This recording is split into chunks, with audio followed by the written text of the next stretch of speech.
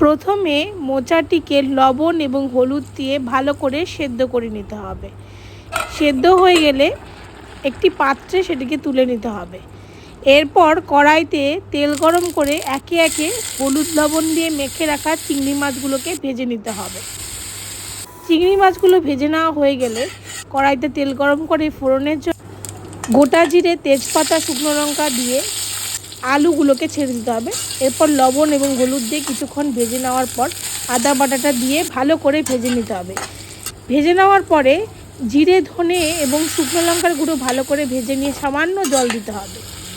এরপরে টমেটো এবং কাঁচা লঙ্কা দিয়ে ভালো করে ভেজে নিয়ে মোচাগুলোকে দিয়ে দিতে হবে।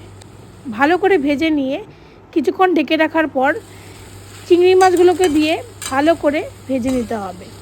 এরপর নামানোর আগে গরম মশলার গুঁড়ো, ঘি দিয়ে সার্ভ করুন এই মোচার